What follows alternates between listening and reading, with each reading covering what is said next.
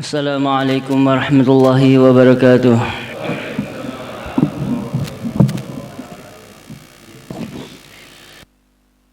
Innal hamdalillah nasta'inuhu wa nastaghfiruhu wa nu'minu bihi wa natawakkalu alayhi wa na'udzu bihi min shururi anfusina wa min sayyiati a'malina.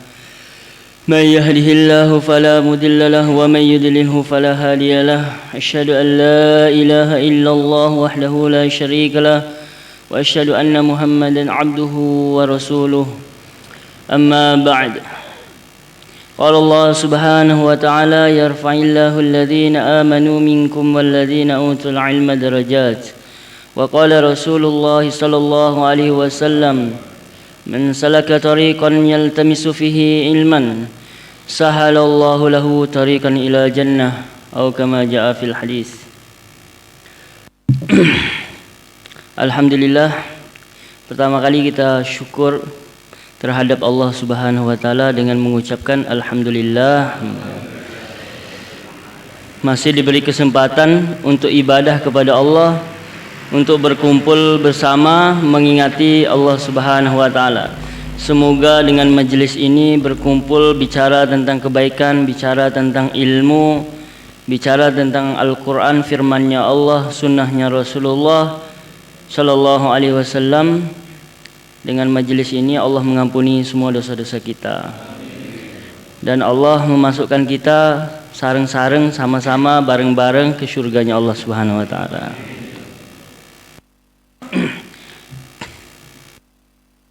Hadirin hadirat, hari ini saya masih mengkaji tentang bismillah, tentang Al-Fatihah. Tapi Al-Fatihah kali ini yang saya kaji itu dari versi ilmu. Dan sesuai dengan hadis yang ada di depan Bapak itu bisa dilihat. Yang menjadi alat utama, yang menjadi pondasi di dalam agama Islam mengenai hadis ini dan Al-Fatihah menjadi pondasi utama yang harus kita pelajari, bahkan itu fardu ain, bahkan wajib atas kita semua untuk mengetahuinya. Di dalam Al-Quran, saya jelaskan sedikit. Al-Fatihah dari versi ilmu, di situ diceritakan mengenai 3 ilmu, bahkan lebih, tetapi yang saya bicarakan 3 ilmu. Ilmu pertama adalah ilmu tauhid. Kemudian ilmu yang kedua adalah ilmu tentang fiqh atau fikih, ilmu tentang syariat. Kemudian yang ketiga ilmu tentang tasawuf. Kenapa 3 ilmu ini sangat penting untuk kita? Karena alat yang kita gunakan itu memang ada 3 ini di dunia ini. Jadi kita itu, di jati diri kita itu adalah ruh kita. Ruh itu ada di dalam diri kita. Kemudian Allah masukkan ruh kita ke dalam jasad. Di dunia kita menggunakan jasad. Jasad ini adalah alat. Jasad adalah alat. Maka di dalam diri kita ini ada 3 perkara ini. Yang pertama, anggota badan. Anggota badan ini bagaikan perkara zahir. Maka Allah berfirman, wa ma khalaqtul jinna wal insa illa liya'budun. Itu ibadahnya, 3-tiganya harus ibadah. Ibadahnya anggota zahir itu adalah ilmu syariat. Jadi badan kita ini diperuntukkan sesuai dengan syariat. Kemudian yang kedua, ada hati. Ada hati. Hati ini tujuannya untuk meyakini, mempercayai terhadap perkara-perkara yang dituntut oleh Allah Subhanahu wa taala. atau disebut dengan iman. Maka kalau di dalam ilmu itu disebut dengan ilmu tauhid. Ilmu tentang keyakinan kepada perkara-perkara gaib atau perkara yang diperintahkan oleh Allah. Kemudian yang ketiga, di dalam diri kita ini ada namanya ahwal. Ahwal itu kalau bahasa kita ya ada perilakunya. Ada perilaku. Jadi ada zahir, ada batin, kemudian ada ahwal. Ahwal itu perilaku kita. Perilaku itu kalau bahasa mudah kita adalah akhlak. Terus bahasa ilmu adalah dipanggil dengan tasawuf. Paham, Mbak? Maka di dalam surah Al-Fatihah ini ada 3 ini. Yang pertama, Alhamdulillahi Rabbil Alamin Ar-Rahmanir Rahim Maliki Yaumiddin. Alhamdulillah itu adalah ilmu tauhid. Segala puji bagi Allah, Tuhan semesta alam. Artinya kita disuruh percaya bahwa Tuhan kita adalah Allah. Allah mempunyai sifat-sifatnya bagaimana? Sifatnya diantaranya adalah Rahman, adalah Rabbil Alamin, yang memelihara alam semesta ini, yang mengatur alam semesta, yang memberi yang ada di dalam alam semesta, yang menjaga keseimbangan alam semesta, yang maha pemurah lagi maha penyayang. Kemudian Maliki Yaumiddin, kita disuruh meyakini tentang hari akhirat. Kemudian selepas itu Iyyaka na'budu, ini adalah ilmu fikih, ilmu tentang syariat. Hanya kepada Engkau kami beribadah. Ibadah bagaimana? Ibadah bagaimana? Maka dijelaskan di dalam kitab-kitab fikih.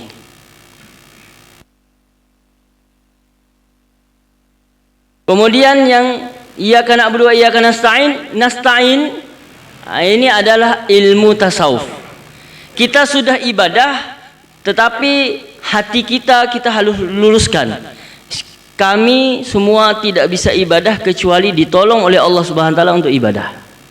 Iyyaka na'budu, hanya kepada Engkau kami menyembah, kami salat, kami zikir, kami jual beli, kami menikah. Itu sesuai dengan aturan Allah. Tetapi hati selalu minta pertolongan kepada Allah, hati selalu perlu kepada Allah, dan hati merasa bahwa yang menggerakkan adalah Allah. Ini adalah ilmu tasawuf, Iyyaka nasta'in. Paham sampai sini, Pak? Ya. Jadi di dalam Al-Fatihah itu udah genap itu, Pak, sebenarnya. Maka saya sesuaikan dengan hadis ini supaya kita tambah lagi yakin. Memang pondasi di dalam kehidupan kita memang 3 perkara ini yang paling penting. Maka kita lihat bukunya, kertasnya itu, Pak. Kertasnya agak kebalik ya, Pak, dikit ya. Nanti saya sesuaikan. An Umar bin Al-Khattab radhiyallahu anhu. Jadi di situ tuh rajulun alaina tala'a id yaumin. Itu kebalik itu, Pak ya. Jadi itu dari depannya itu An Umar radhiyallahu anhu aidan qala. Dari kiri ke kanan. Bahasa Arab itu dari kanan ke kiri ya, Pak. Bainama nahnu julusun inda Rasulillah sallallahu alaihi wasallam zata yaumin. Ketika kami duduk di sisi Rasulullah sallallahu alaihi wasallam pada suatu hari, id tala'a alaina rajulun syadidu bayadis siyabi. Kemudian tiba-tiba datang seseorang kepada kami. Seorang tersebut sangat putih pakaiannya. Bayadu sawadis sya'ri.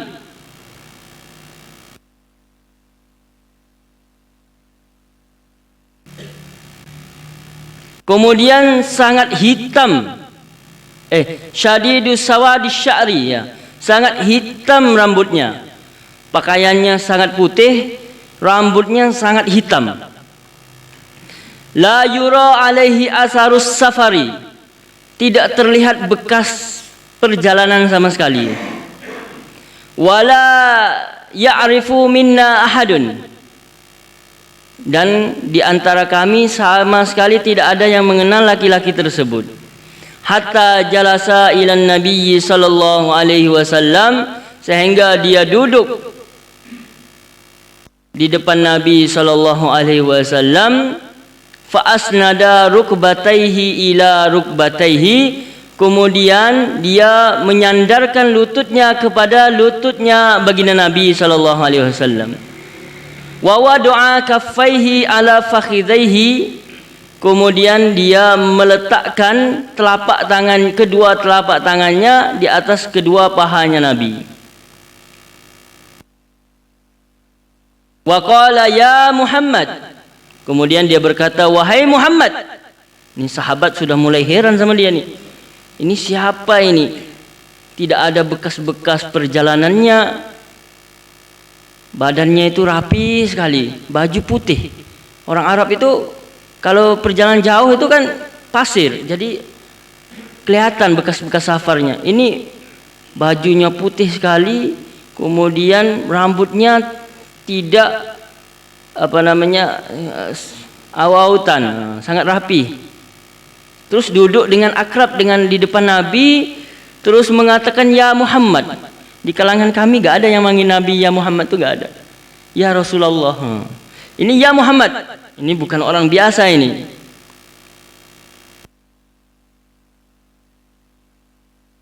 Maka para ulama mengatakan ya Muhammad. Kenapa Muhammad? Muhammad itu di antara artinya itu adalah wahai orang yang dipuji, wahai orang yang terpuji. Yang memujinya siapa? Yang memujinya adalah Allah Subhanahu wa taala. Bahkan yang memujinya seluruh makhluk yang ada di muka bumi ini. Bahkan sampai sekarang kita memuji baginda Nabi sallallahu alaihi wasallam, Muhammad. Kalau punya anak itu sebaiknya diberi nama Muhammad.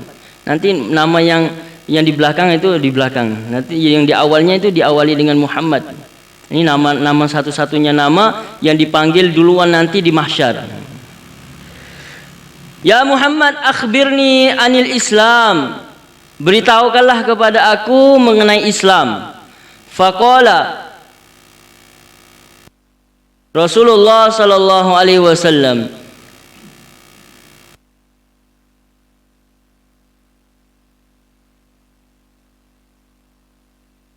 Al-Islam an tashhada an la ilaha illallah wa anna Muhammadan Rasulullah wa tuqimas shalah wa tu'tiyaz zakah wa tasuma Ramadan wa tahujjal baita in istata'ta ilaihi sabila. Islam itu apa? Islam adalah kamu bersyahadat. Syahadat itu adalah asyhadu an la ilaha illallah wa anna Muhammadan Rasulullah. Kemudian yang kedua, kamu menegakkan salat. Yang ketiga, kamu membayar zakat. Yang keempat, kamu puasa Ramadan. Yang kelima, kamu haji di Baitullah apabila kamu mampu untuk ke sana. Qala sadaqta. Kemudian laki-laki tadi mengatakan kamu benar. Fa ajibna lahu yas'aluhu wa yusaddiquhu. Kami heran sama laki-laki itu, dia yang bertanya kemudian dia membenarkan jawabannya Nabi. Seolah-olah dia sedang menguji Nabi, pengetahuan Nabi. Fa akhbirni anil iman. Kemudian dia bertanya yang kedua kalinya, beritahulah kepada kami mengenai iman. Qala, maka Nabi sallallahu alaihi wasallam menjawab, an tu'mina billahi wa malaikatihi wa kutubihi wa rusulihi wal yaumil akhir wa tu'mina bil qadari khairihi wa syarrihi minallahi ta'ala. Iman adalah kamu beriman kepada Allah, malaikat, kitab-kitabnya Allah, utusan-utusannya Allah, dan hari akhirat. Kemudian yang keenam, yang terakhir adalah mempercayai, meyakini tentang qada dan qadar, baik ataupun buruk dari Allah Subhanahu wa taala. Qala sadaqta, qala fa akhbirni anil ihsan. Kemudian dia tanya yang ketiga kali, beritahulah kepada kami mengenai ihsan.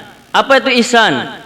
An ta'budallah ka'annaka tarah fa illam takun tarah fa innahu yarak. Ihsan adalah kamu menyembah Allah seakan-akan kamu melihat Allah Subhanahu wa taala. Menyembah Allah seakan-akan melihat Allah. Nah, ini maqam tasawuf ini, Pak. Kalau ini disebut dengan maqam musyahadah. Menyembah Allah seakan-akan melihat Allah. Ini musyahadah. Enggak usah kita bayangkan, ini susah. Ini hanya nabi, rasul, para nabi dan para rasul dan para wali yang dibuka oleh Allah saja ini yang bisa seperti ini.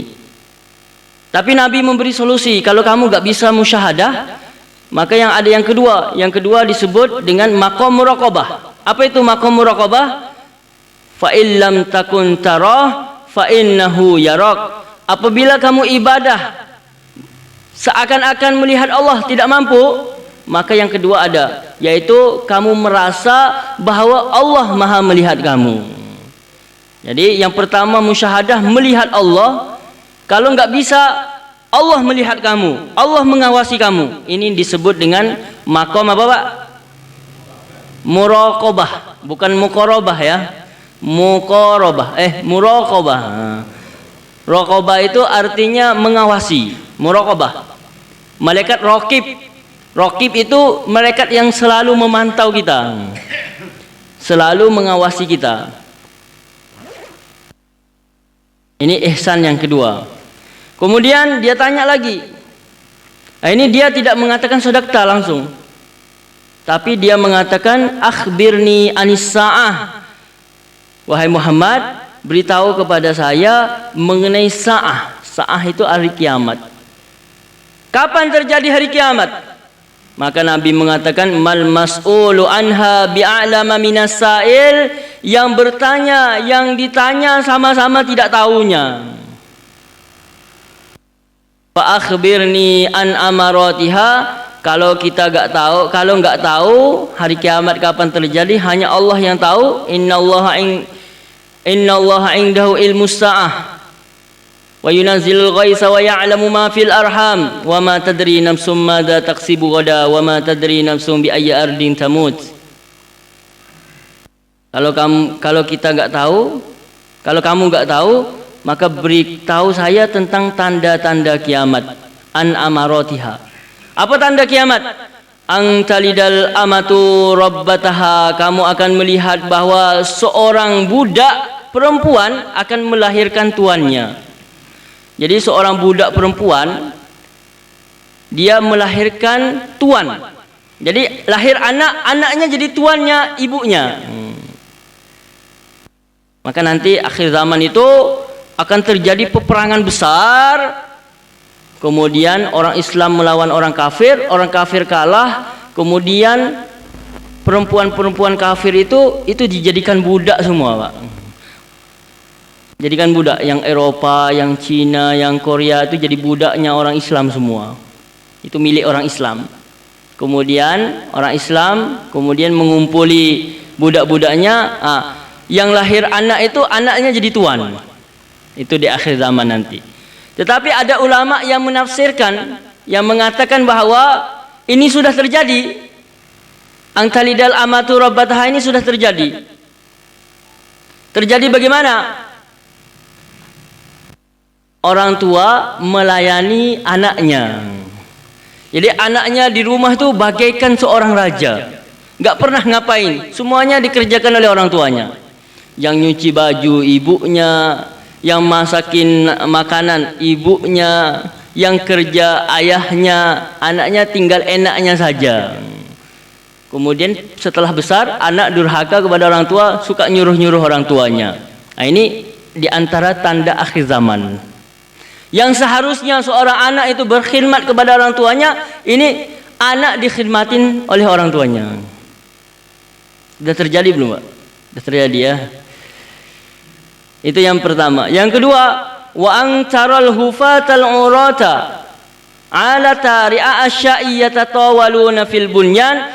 Kamu akan melihat orang Arab nanti dia tidak pakai sendal aslinya.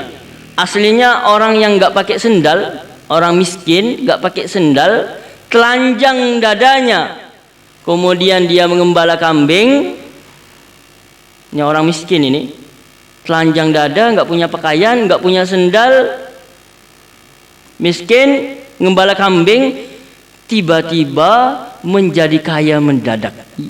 Setelah jadi kaya, yatatawaluna fil bunyan, mereka berlomba-lomba di dalam membangun bangunan yang tinggi pencakar langit. Sudah terjadi belum, Pak? Jadi sekitar 50-an tahun yang lalu di negeri Arab ditemukan minyak tanah metropolitan. Digali pasirnya, ternyata di dalamnya bukan air, di dalamnya minyak. Maka minyaknya dikelola, diolah, kemudian minyaknya itu dijual kepada seluruh dunia. Tiba-tiba jadi kaya. Uni Emirat Arab, Dubai, kemudian Arab Saudi, Oman, Qatar, kaya raya. Dan mereka membangun bangunan yang sangat tinggi, pencakar langit. Bahkan Eropa pun kalah dengan negeri Arab sekarang.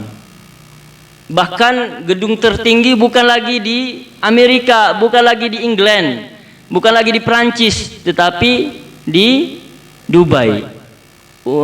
Burj Khalifah namanya. Tingginya sekitar 825 meter. Pencakar langit. Jadi sudah paling atasnya sudah awan itu, di atasnya awan. Tinggi dari itu nggak bisa lagi. Tapi Arab Saudi nggak mau kalah. Kemudian Arab Saudi membangun satu bangunan yang tingginya 1,2 km. Kok bisa ya, Pak? Ya, sama bawah tanahnya. Jadi bawah tanah digali ke bawah, kemudian yang atas ditinggikan lebih tinggi daripada Burj Khalifah, namanya Kingdom Tower. Sedang dibangun oleh seorang pangeran namanya Al-Walid bin Tolal, seorang keluarga kerajaan Arab Saudi yang kekayaannya melebihi Raja Salman. Kekayaannya orang terkaya di dunia nomor 48. Sebagian mengatakan nomor 5 di dunia. Nah, ini sudah terjadi, Pak. Kemudian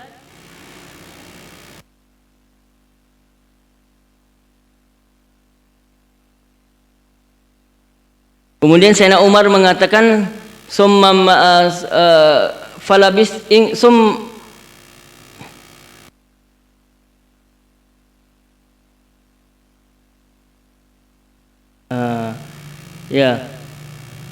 beliau mengatakan saya pergi falabistu malian, kemudian saya berhenti sejenak beberapa hari. Di dalam satu riwayat itu sekitar sehari, ada yang mengatakan 3 hari. Beliau diam 3 hari, kemudian beliau ketemu dengan Nabi. Nabi bertanya, ya Umar, atadri manis sa'il, kamu tahu nggak siapa yang bertanya itu? Kemudian Umar mengatakan, Allah wa rasuluhu a'lam, Allah dan Rasulnya lebih mengetahui. Kemudian Nabi mengatakan, fa innahu Jibril atakum yu'allimakum dinakum, itu adalah Jibril, dia datang kepada kalian untuk mengajari kalian agama kalian. Rawahu Muslim. Selesai ya, Pak? Ya. Itu hadisnya kebalik ya. Enggak apa-apa. Perhatikan, ini hadis ketika para nabi berduduk dengan sahabat dalam pengajian, tiba-tiba ada seorang malaikat datang, kemudian mengajari dengan sistem bertanya. Supaya apa? Supaya malaikat ini menampakkan kecerdasannya Nabi dan ingin membanggakan di hadapan para sahabat bahwa yang menjawab pertanyaan ini adalah seorang betul-betul utusan yang mana dia enggak tahu kecuali dikasih tahu oleh Allah Subhanahu wa taala. Wa ma yantiqu 'anil hawa in huwa illa wahyu yuha. Nabi tidak bicara kecuali mendapatkan wahyu dari Allah Subhanahu wa taala. Dan malaikat Jibril bertanya pertanyaan yang sulit ini. Pertanyaan mengenai pondasi Islam, mengenai asas di dalam agama Islam. Yaitu ada 3 perkara. Yang pertama mengenai Islam. Akhbirni anil Islam. Tanyalah, beritahu kepada saya mengenai Islam. Anta syahada alla ilaha illallah wa anna muhammadan rasulullah wa tuqimas shalah wa tu'tiyaz zakah wa tahujjal baita man istata'a ilaihi sabila. Ada 5 tentang rukun Islam. Maka 5 inilah yang menjadi ilmu syariat.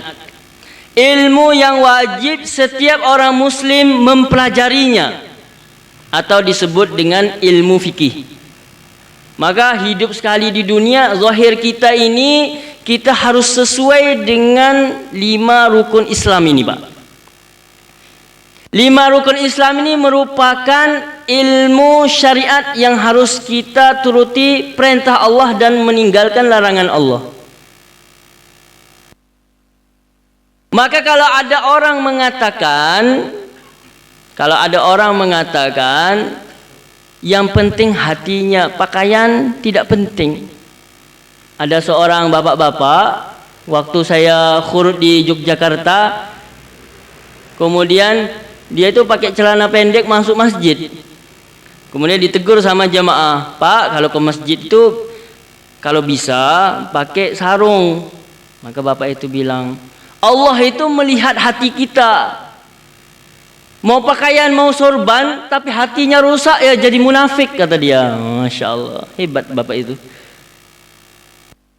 Maka kita katakan bahwa agama Islam ini pondasinya ada 3. Ada hati dan ada zahirnya. Dan zahir itu selalu menunjukkan isi hatinya. Zahir menunjukkan isi hatinya. Kalau hatinya betul-betul beriman kepada Allah, beriman kepada kitabnya Allah, beriman kepada Rasulullah, maka apa perintah Allah? Perintah Allah disuruh menutupi aurat. Sunnahnya Rasulullah bagaimana? Sunnah Rasulullah disuruh untuk berpakaian sesuai yang diajarkan oleh Rasulullah sallallahu alaihi wasallam.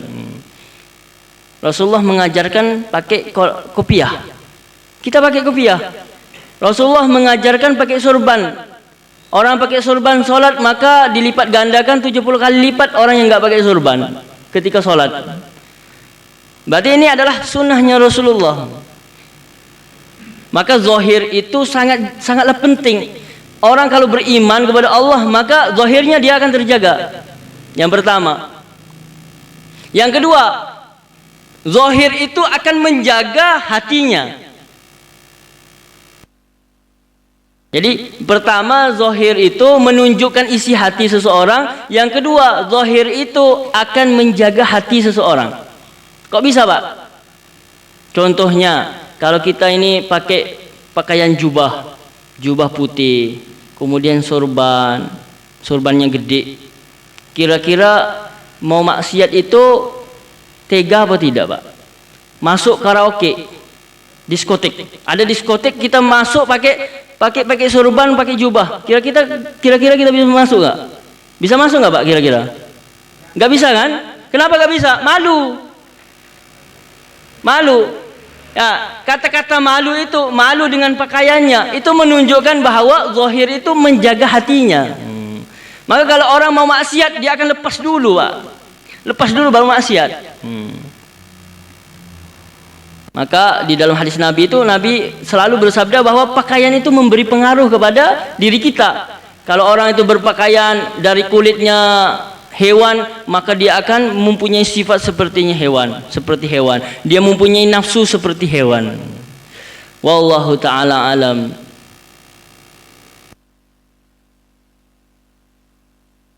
Kemudian Nabi bertanya yang kedua mengenai iman. Iman ini adalah ilmu tauhid. Ilmu tauhid atau ilmu akidah. Kemudian beliau bertanya mengenai ihsan. Ihsan ini ilmu tasawuf. Ilmu tasawuf intinya apa? Intinya kita harus punya rasa ketika kita ibadah. Jadi zahirnya kita solat sesuai dengan fikih. Kemudian hatinya kita minta pertolongan kepada Allah. Kemudian rasa hati kita, rasa hati itu namanya tasawuf. Rasa hati khusyuk, ini masuk di dalam bab tasawuf. Kita solat Allahu Akbar, kita merasa bahwa Allah Maha melihat saya. Allah sedang melihat saya. Sehingga kita tidak menoleh kiri, tidak menoleh kanan ketika kita ibadah. Bahkan di dalam kitab Ihya dikatakan khusyuk itu termasuk rukun di dalam solat. Artinya kalau kita solat kok masih berfikir selain Allah Subhanahu wa taala, maka solat kita tidak sah. Bahkan Imam Ghazali itu meriwayatkan dari seorang sahabat, kalau dia solat itu Masya Allah, sehingga burung-burung itu saking tenangnya, burung duduk di atas pundaknya, di atas bahunya ini nggak terasa apa-apa, Pak. Sehingga seorang sahabat ketika dia solat, seorang sahabat, saya lupa namanya, sahabat Ansor, dia solat di dua orang, solat di gunung sebagai hirosah. Dia solat, kemudian dipanah oleh musuh sampai beberapa kali gak terasa. Selepas assalamualaikum warahmatullah, assalamualaikum, baru terasa sakitnya. Ketika solat gak terasa, saking khusyuknya. Maka Imam Ghazali mengatakan, kalau orang solat kok dia masih kenal siapa sebelah kirinya, siapa sebelah kanannya, berarti dia belum khusyuk kepada Allah Subhanahu wa taala. Masih kenal. Kita ini kenal dari awal, kenal semua. Ini belum masuk persyaratannya Imam Ghazali. Maka tiga ilmu ini, Pak, syariat, kemudian tauhid, syariat, kemudian hakikat ataupun tasawuf, ini merupakan pondasi yang harus kita wujudkan di dalam kehidupan kita sesuai dengan apa yang dicontohkan oleh Nabi dan para sahabat, dan sahabat mengajarkan kepada para ulama. Dan ulama yang bagaimana? Inilah yang menjadi pembahasan hari ini. Ulama yang bagaimana? Ulama yang muktabar. Ulama yang diakui oleh kebanyakan ulama di seluruh dunia.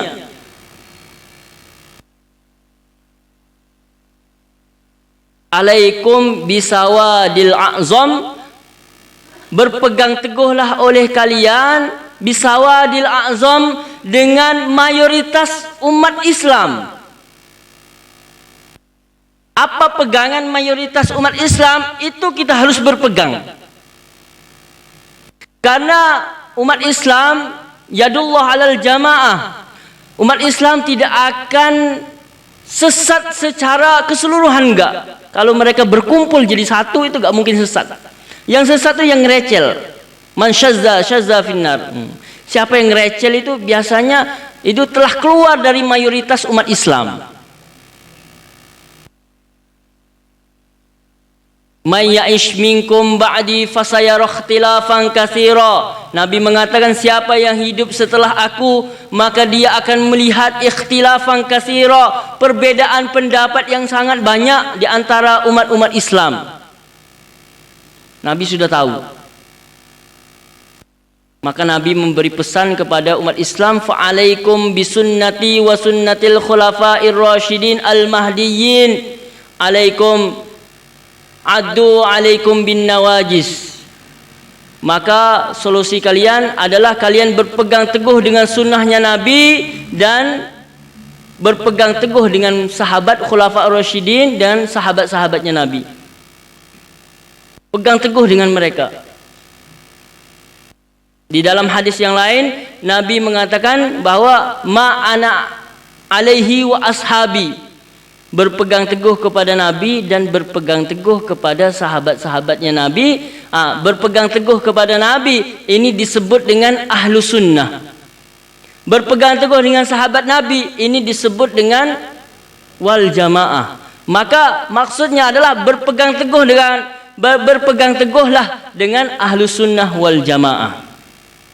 Maka umat-umat Islam mengaku saya ahlus sunnah, saya ahlus sunnah. Maka Nabi katakan lagi, alaikum bisawadil azam, pegang teguh dengan sawadul azam, mayoritas umat Islam. Maka ulama membuat penelitian, ternyata yang muktabar di dalam ilmu fikih itu adalah mazhabul arba'ah. Mazhabul arba'ah, mazhab-mazhab yang 4. Mazhab 4 ini pun ada kaitan satu sama lain. Jadi setelah Nabi, sahabat, setelah sahabat, zaman tabi'in, tuh banyak ulama-ulama yang cerdas, kemudian banyak juga yang muncul kelompok-kelompok mazhab-mazhab di antara mereka. Dulu ada namanya mazhab Qadariyah, ada namanya mazhab Jabariyah, ada namanya mazhab Mu'tazilah, ada namanya mazhab Khawarij, ada namanya mazhab Hasan al-Bisri, kemudian ada mazhab Sabit al-Bunani, ada berbagai macam mazhab Pak dulu Pak.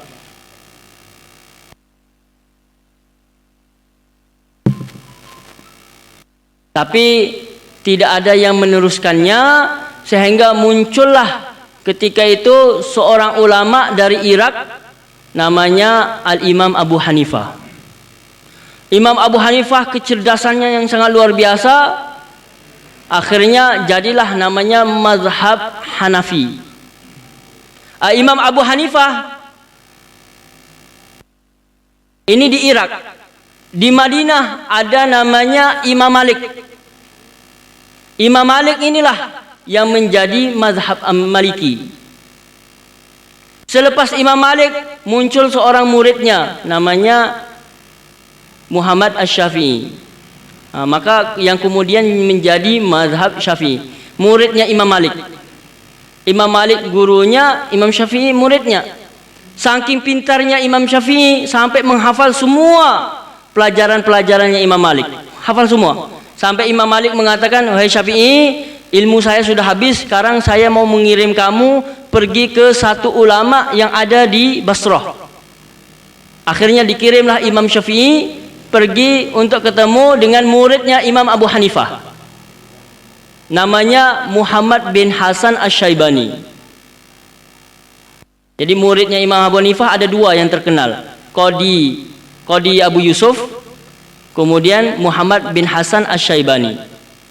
Imam Syafi'i ketemu dengan Muhammad bin Hasan Asy-Syaibani 2 tahun dengan Muhammad bin Hasan Asy-Syaibani, menghafal semua pendapat-pendapat di dalam mazhab Hanafi. Sehingga Imam Syafi'i mengumpulkan ilmu gurunya Imam Malik dan ilmu gurunya Imam Muhammad bin Hasan Asy-Syaibani dari Imam Abu Hanifah. Mazhab Hanafi Imam Syafi'i hafal, mazhab Maliki Imam Syafi'i hafal. Kemudian Imam Syafi'i punya murid namanya Muhammad bin Hambal. Ahmad bin Hambal. Kemudian menjadi mazhab Hambali. Jadi murid guru, jadilah 4 mazhab ini yang jadi mazhabul arba'ah, dan ini menjadi pegangan mayoritas ulama, mayoritas umat Islam di seluruh dunia. Maka di Indonesia cocoknya dengan Imam Syafi'i, jadilah mayoritas mazhab Syafi'i. Di India, Pakistan, kemudian Uzbekistan, mayoritasnya mazhab Hanafi. Di Maroko, Afrika sana mazhabnya mazhab Maliki. Di Arab Saudi dan Jazirah Arab itu mazhabnya kebanyakan Hambali. Ini mayoritas umat Islam. Kalau selain itu bagaimana Pak? Saya tidak mengatakan apa-apa. Saya hanya ingin bapak-bapak yang di sini, kalau ingin selamat kata Kiai Uzairon, maka ikutilah mazhab 4 ini di dalam masalah fikihnya. Maka kita akan selamat. Man salaka tariqan yaltamisu fihi ilman sahalallahu lahu tariqan ilal jannah, itu siapa yang berjalan di satu jalan untuk mencari ilmu, Allah mudahkan dia jalan menuju surga. Berarti jalan menuju surga itu ada jalannya. Dan jalannya fikihnya umat Islam itu melalui mazhab 4. Dan mazhab 4 ini banyak sekali perbedaan-perbedaan. Maka kalau kita pegang dengan Imam Syafi'i saja, itu sudah banyak pendapat di dalam fikih-fikih mazhab Syafi'i. Terus kalau kita mengumpulkan 4 mazhab, semakin pusing lagi kita. Terus kalau kita keluar dari 4 mazhab ini, semakin pusing lagi kita, Pak. Semakin bingung lagi kita. Pengennya langsung Al-Quran dan hadis, tetapi ternyata otaknya nggak sampai. Kenapa? Karena 4 mazhab ini menguasai 16 ilmu di dalam Islam untuk menyimpulkan satu hukum. 16 ilmu. Kalau kita belajar kitab di pondok pesantren, ada namanya kitab Tamhid. Kitab Tamhid itu mempelajari tentang usul fikih. Itu kitab paling sulit di pondok. Kita belajar satu bab saja itu betul-betul pusing. Kenapa? Karena di antara ulama menyimpulkan satu hadis, menyimpulkan satu hukum, diambil dari Al-Quran. Al-Quran bagaimana? Di Al-Quran tidak ada langsung ke hadis Nabi.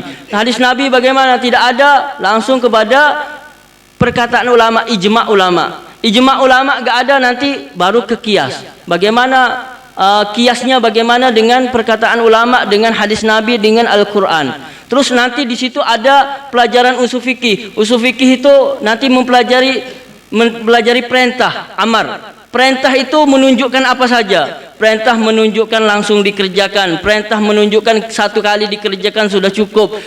Kemudian perintah itu tidak berkaitan dengan waktu. Itu ada semua. Terus kita tiba-tiba gak pernah belajar itu, terus mau menyimpulkan dari Al-Quran. Sedangkan Al-Quran kadang bahasanya bukan bahasa Arab biasa, tapi bahasa balaghah yang sangat tinggi. Kita tidak akan sampai otak kita untuk menyimpulkan itu, Pak. Kenapa kita ikut mazhab arba'ah? Karena saking awamnya kita.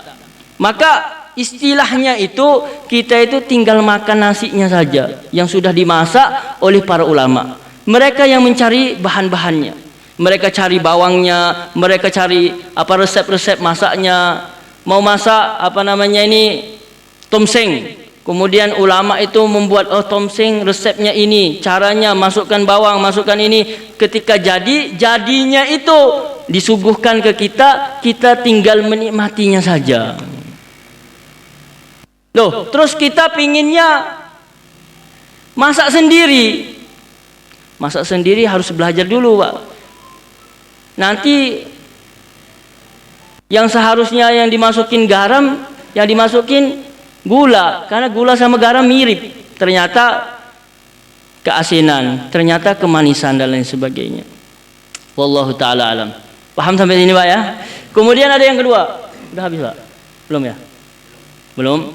Yang kedua mengenai tauhid. Tauhid yang menjadi mayoritasnya umat Islam di seluruh dunia setelah menjadi perdebatan yang panjang. Perhatikan, Pak. Tauhid dulu itu ada namanya Qadariyah. Qadariyah itu orang yang punya keyakinan bahwa semua perbuatan dari manusia. Allah tidak ikut andil. Kita hidup di dunia, kita bergerak dari diri kita, bukan dari takdirnya Allah. Tidak percaya takdir. Itu Qadariyah. Di zaman sahabat sudah ada. Kemudian muncul lagi namanya Jabariyah. Jabariyah, semua perbuatan manusia dari Allah. Manusia tidak ikut andil. Saya maksiat, saya minum khamar, saya berzina, itu yang menggerakkan saya adalah Allah, bukan diri saya. Maka saya nggak salah. Yang gerakkan Allah kok. Nah, ini Jabariyah. Maka nanti di akhirat semua orang Islam masuk surga. Kenapa? Walaupun dia berzina, walaupun dia berzina, walaupun dia minum khamar, walaupun minum khamar. Kenapa? Karena yang gerakkan dia adalah Allah. Yang penting iman di dalam hati, dia masuk surga. Terlalu hakikat. Ada lagi Mu'tazilah. Mu'tazilah itu satu kelompok yang ingin menengah-nengahi antara Qadariyah dan Jabariyah. Menengah-nengahi. Sehingga dia mengatakan orang yang beriman, yang berbuat maksiat, iman dan maksiat itu tidak di surga dan juga tidak di neraka. Dia beriman tapi maksiat, dia tidak layak masuk surga. Dia beriman, dia maksiat, dia juga tidak pantas masuk neraka karena ada iman. Maka di mana tempatnya? Tempatnya adalah mangzilatun bainan mangzilatain. Satu tempat antara surga dan neraka katanya. nggak masuk surga dan nggak masuk neraka. Ini Mu'tazilah. Dan Mu'tazilah ini hebat, Pak. Saking hebatnya itu sampai dia bisa mempengaruhi Bani Umayyah ketika itu. Bani Abbasiyah, bukan Bani Umayyah, Bani Abbasiyah. Zamannya Harun ar-Rasyid, zamannya Ma'mun, zamannya Imam Ahmad sampai di penjara 2 kali gara-gara mengatakan Al-Quran adalah firman Allah. Jadi menurut Mu'tazilah itu Quran adalah makhluk.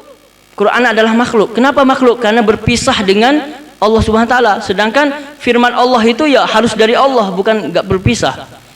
Sehingga Imam Ahmad itu mengaku bahwa Al-Quran adalah makhluk. Al-Quran adalah firman Allah.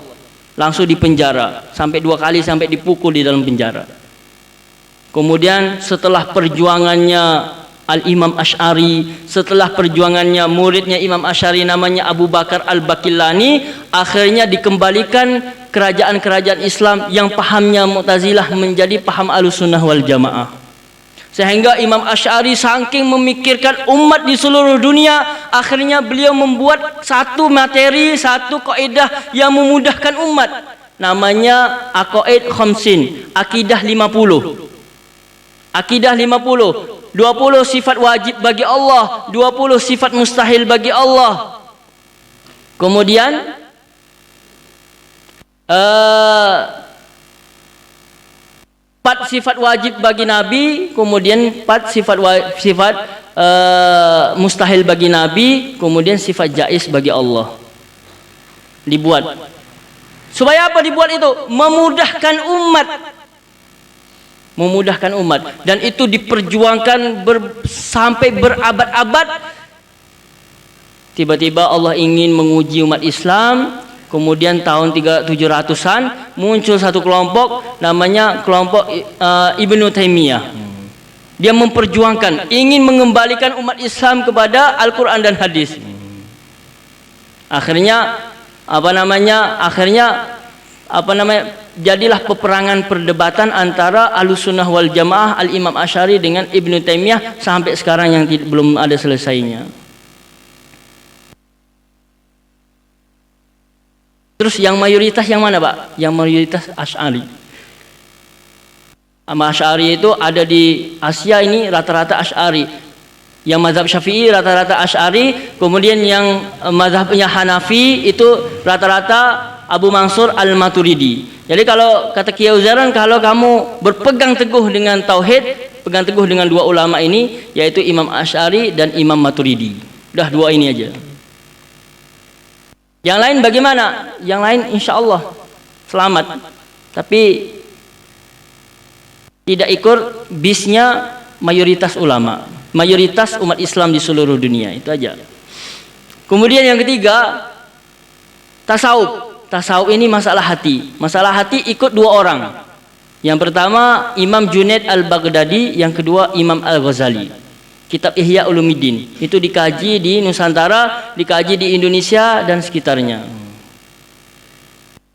Nah, ini 3 ilmu ini, dan kita mengikuti mayoritas umat Islam supaya kita itu berjalan menuju surganya Allah Subhanahu wa taala melalui jalannya mayoritas umat Islam yang dipimpin oleh ulama yang diakui oleh ulama di seluruh dunia. Ini semua insyaallah ya.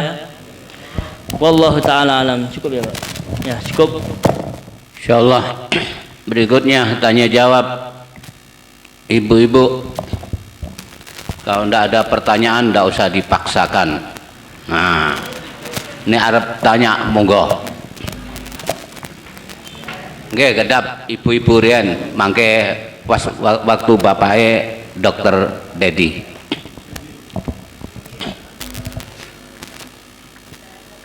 Ndak ada. Nggih, niki Dokter Dedi ini udah 3 tahun ndak tahu tanya. Ini baru tanya ini. Nah, mana? Ya, silakan, Pak. Siapa?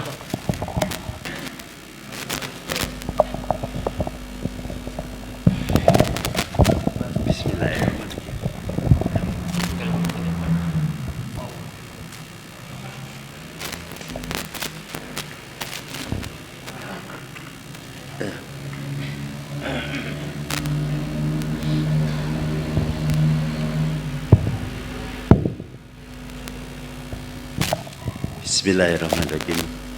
Assalamualaikum Ustadz. Waalaikumsalam. Mau menanyakan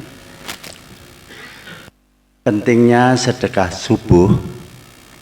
Dimulainya sedekah, apakah harus menunggu adzan subuh dulu dan berakhir sedekah subuh sampai waktu yang abdolnya itu sampai jam berapa gitu? Karena pengalaman saya di beberapa masjid itu ada seorang yang masih di kendaraan di luar menunggu adzan baru masuk masjid, karena menurut beliau itu abdolnya itu setelah masuk masjid Setelah bersedekah. azan. Ada setelah adzan, Azan setelah baru adzan. sedekah. Ya. Nah, saya sendiri beranggapan bahwa mendengarkan adzan di dalam masjid itu buat saya ada sebuah kenikmatan tersendiri. Maaf, Ustadz, saya sakit jantung sehingga terbata-bata. Iya, ya. Ya, yang kedua itu saya melihat sebuah masjid itu luar biasa kemuliaannya dari sedekah itu. Saya waktu itu agak gamang melihat program dari masjid itu membuat atap, memperbaiki atap itu dengan biaya 65 juta. 65 juta. Tapi luar biasanya di masjid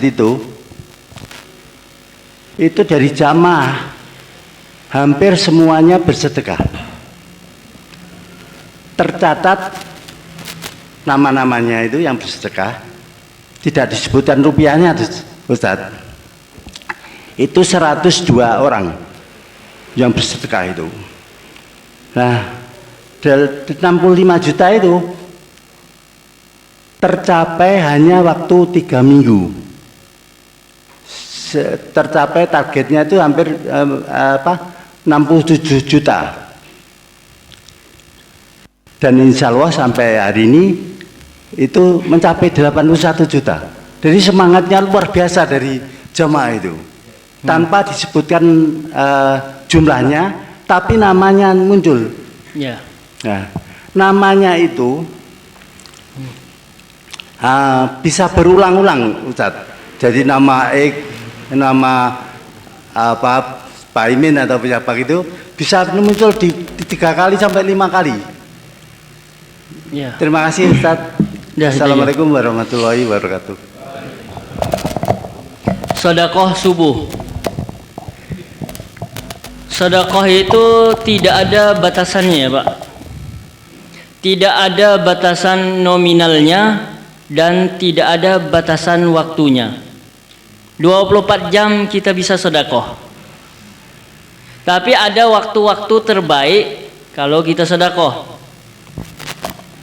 Waktu terbaik ketika sedekah ya waktu terbaik di hari itu. Maka seperti sedekah hari Jumat itu baik. Kenapa baik? Karena hari Jumat hari terbaik. Kemudian ada sedekah pagi. Kenapa baik? Karena waktu itu waktu pergantian shiftnya para malaikat. Shift malaikat yang malam berganti naik ke langit, kemudian shift yang pagi, kemudian turun. Maka kita akhiri shift kita, shift malam kita malaikat itu dengan kebaikan, dengan sedekah. Kemudian semoga laporan kita di langit nanti dengan kebaikan. Kemudian berganti dengan awal kebaikan hamba. Nanti ada shift kebaikan-kebaikannya. Maka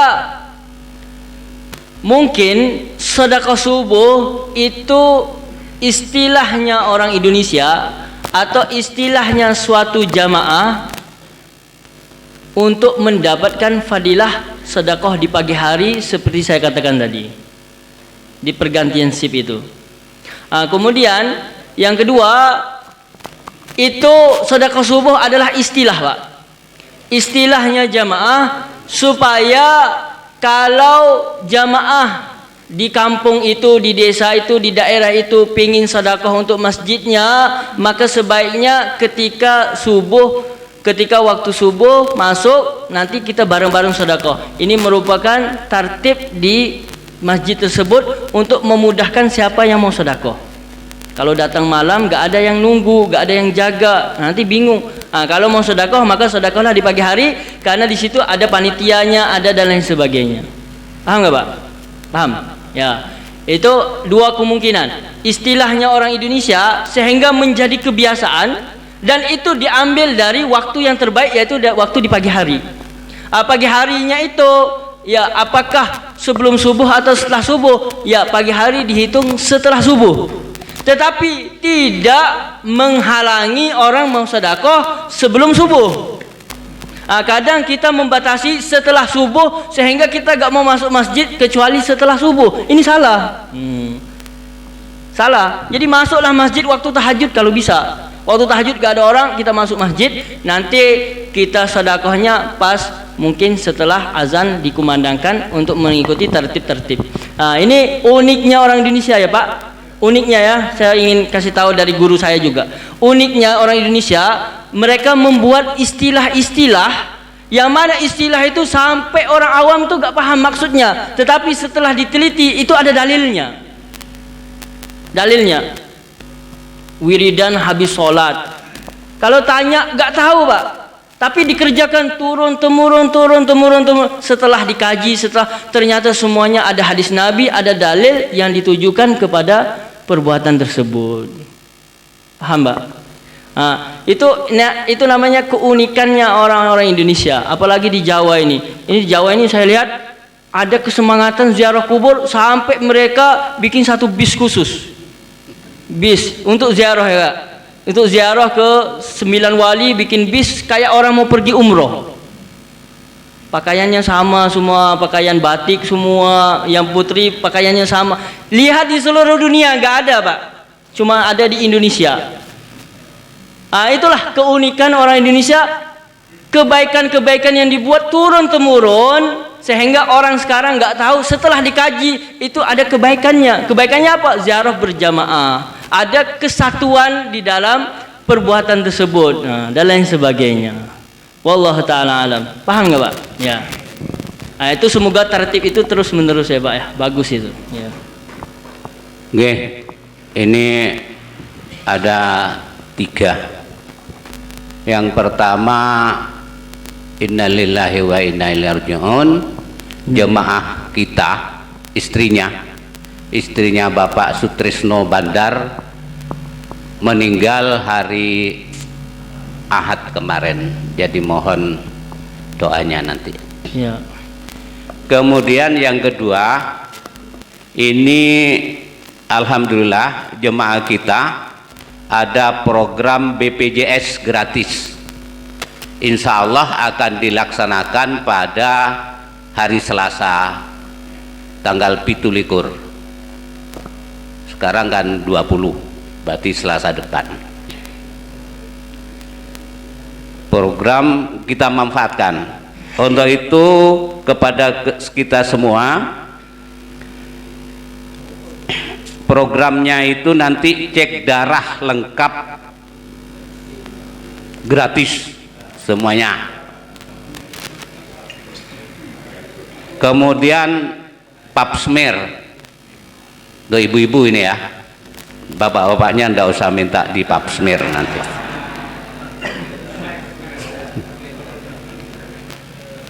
Yang ketiga ini juga untuk ibu-ibu, HPV DNA.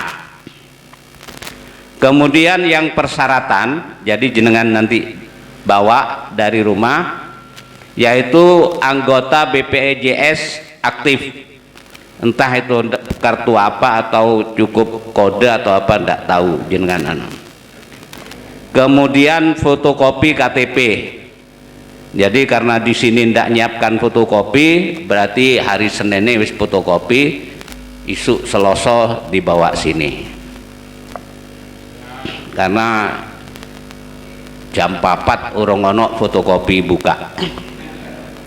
Yaitu pelaksanaannya hari Selasa depan di Masjid Al-Aziz setelah Isrok nanti. Jadi habis kita kemudian ngopi, habis ngopi itu.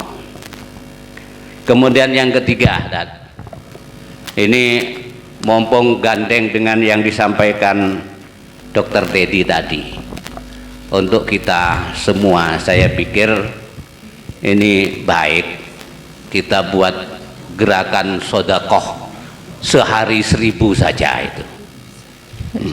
Cara nih tidak usah bawa ke sini, cukup dikumpulkan di rumah 1000 tiap pagi, 1000 tiap pagi, entah tempatkan di kota atau buat apa gitu, nanti hari Selasa bawa ke sini. Nah, tak kira saya itu. Ini untuk apa? Ya untuk yang utama adalah operasional kita. Kemudian mungkin seperti yang disampaikan Pak Dedi tadi itu.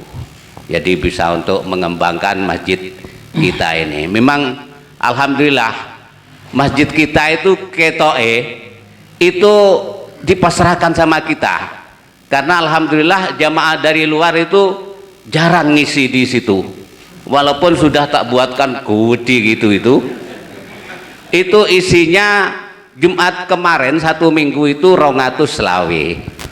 Nah ini alhamdulillah kita bersyukur ketoke dipasrahkan sama kita sama Allah itu.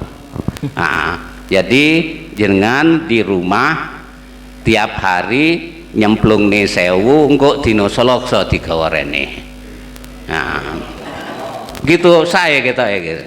Nah, nggih, saya Pol nanti insya Allah kita panitianya amanah nanti. Nggih.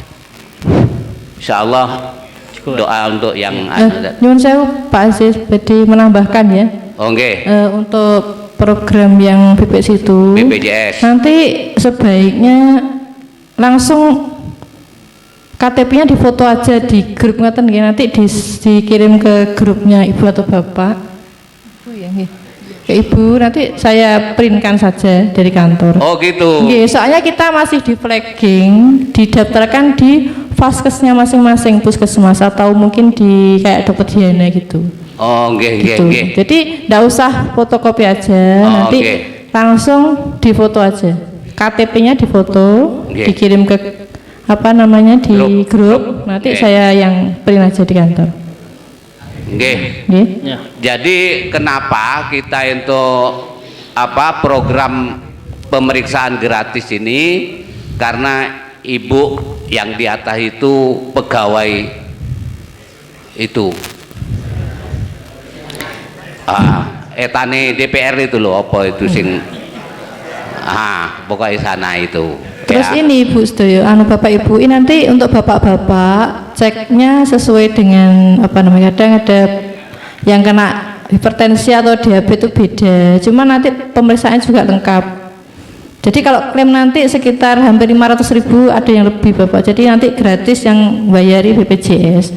Kalau untuk ibu-ibunya, untuk Pap Smear itu kalau bayar sendiri 125, kalau untuk HPV itu hampir 800.000 ibu-ibu bayarnya di klinik swasta.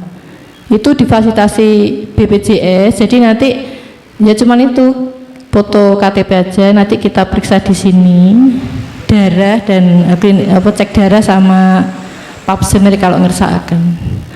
Nggih.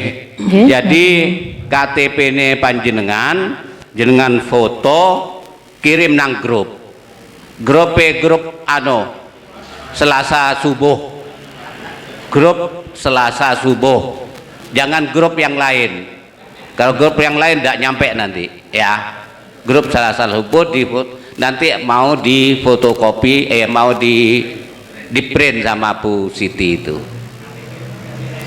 KTP yang berlaku. Oh iya, kalau sama BPJS juga. Ya. Boten, cuman KTP aja sudah bisa. KTP sekarang Udah canggih itu. Di foto, di foto aja. Foto aja. Terus kalau bisa secepatnya, kan nanti kita daftarnya di Vaskes masing-masing puskesmas. Cepatnya, engko mulai hendang diano. Soalnya sampean wis tuwek kabeh padha lalen. Kemudian sing sae jenenge apa? Cek darah itu ojo ngombe sik ya Bu ya. Apa nih mangan kayak kolak, waduh. Kalau sebaiknya puasa, tapi umpama enggak juga enggak apa-apa. Terutama bagi yang kena diabetes nih. Nggih. Insyaallah cukup ya. Oh enggak nggih.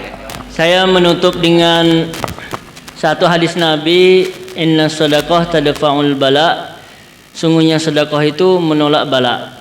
Sehingga menjadi amalannya Al-Imam Nawawi sebelum beliau berangkat ngaji, belajar ataupun kerja, di antara amalannya beliau memberi sedekah atau memberi makanan kepada anak yatim atau kepada orang-orang sekitar. Jadi sebelum berangkat kerja langsung ngasih sedikit, walaupun 100 rupiah, walaupun 1000, kasihkan kepada fakir miskin. Dan kita 100 rupiah ya, 100 rupiah 100.000, tambah bagus. Insya Allah dalam satu hari kita dijaga oleh Allah dari bala-bala yang akan datang menimpa kita. Kemudian orang yang nggak kena bala, biasanya diingatkan oleh Allah suruh sedekah. Begitu. Itu amalannya Al-Imam An-Nawawi. Maka guru saya mengatakan, ya kalau mau berangkat kerja, diantaranya kita niat semoga kerja kita lancar dengan sedekah 1000 ini Allah ganti 10 kali lipat 10.000. 10.000 jadi 100, 100 jadi 1 juta. Insyaallah kita amalkan semua insyaallah ya.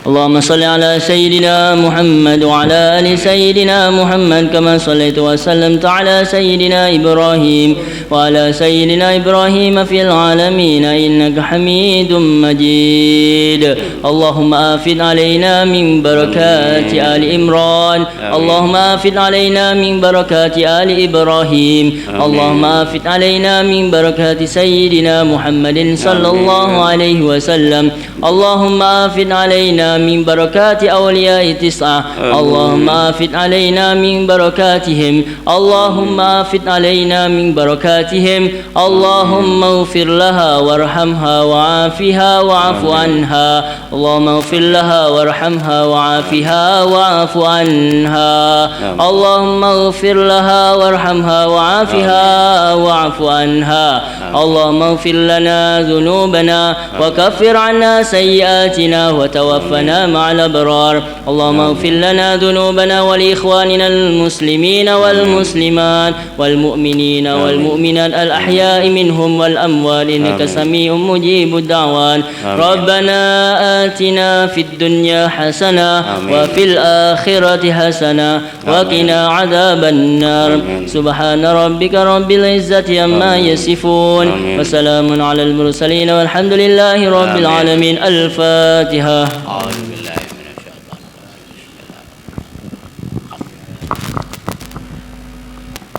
Subhanallah bihi subhanakallah bika la ilaha illa astaghfiruka. Assalamualaikum warahmatullahi wabarakatuh. Waalaikumsalam warahmatullahi